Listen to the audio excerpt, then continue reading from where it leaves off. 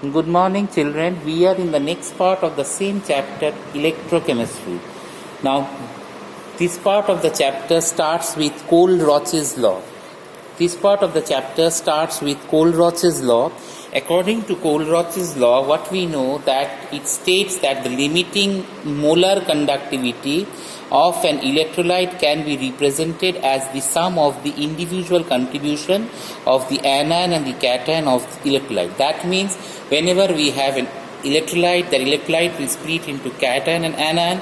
Now their molar conductivity is the sum of the conductivity of each of the cations and anions joined together. In general, if an electrolyte on dissociation gives V plus and V minus as the anions, as the cations and anions respectively, then their molar conductivity equals to V plus lambda m plus V lambda m minus, where lambda plus and lambda minus are limiting molar conductivities of the cations and anions respectively. Application of Kohlrausch's law. Where is the application? Calculation of the molar conductivity of weak electrolyte at infinite dilution. What is the meaning of that? The meaning of that is that, for example, the molar conductivity of acetic acid at infinite dilution can be obtained from knowledge of the molar conductivity at infinite dilution of strong electrolyte like HCl or sodium acetate or NaCl as illustrated below. So in this case, the molar conductivity of acetic acid is the sum of the conductivities of the acetate ion as well as the hydrogen, or we can represent it in this way, that it is the acetate, sodium acetate ion plus HCl and minus NaCl. Now when we are subtracting it, we are getting the molar conductivity of acetic acid equals to the molar conductivity of sodium acetate minus the molar conductivity of HCl minus the molar conductivity of NaCl. In this way we are determining it.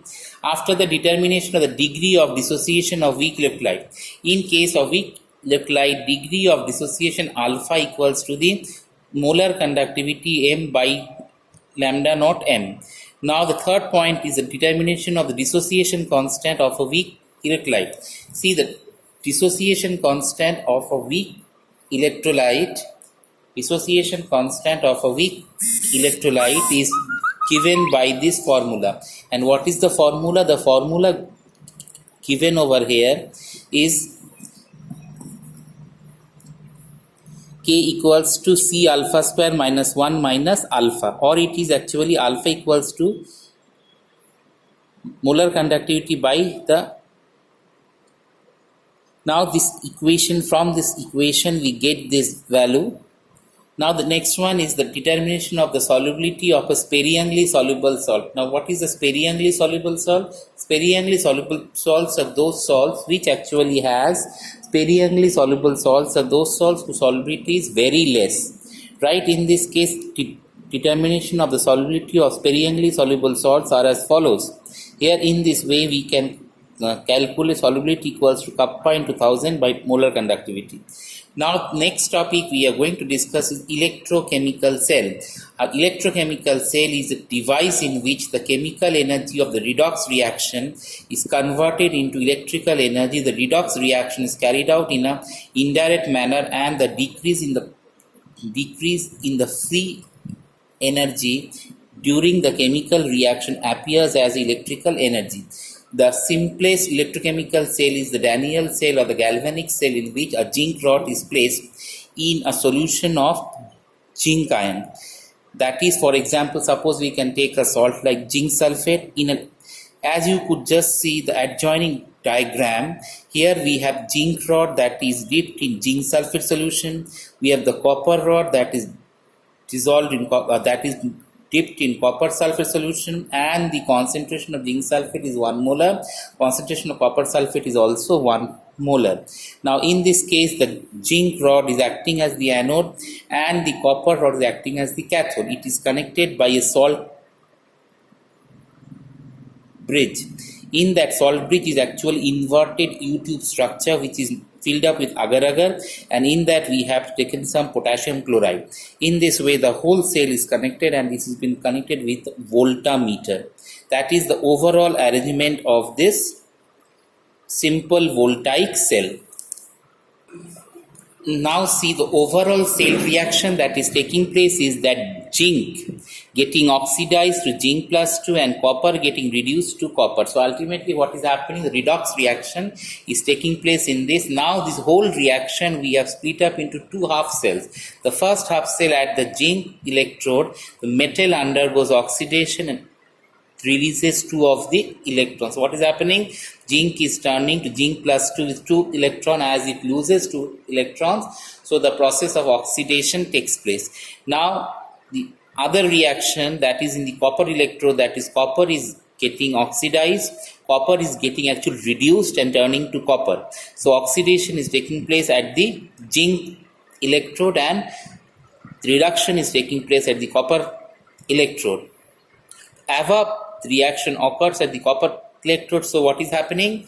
There is the release of 2 electrons from zinc which is accepted by copper, or in a way I can say zinc is getting oxidized, copper is getting reduced. Now the important thing is that what is the function of a salt bridge? See, a salt bridge is actual U-shaped glass tube connecting the oxidation half cell with that of the reduction half cell.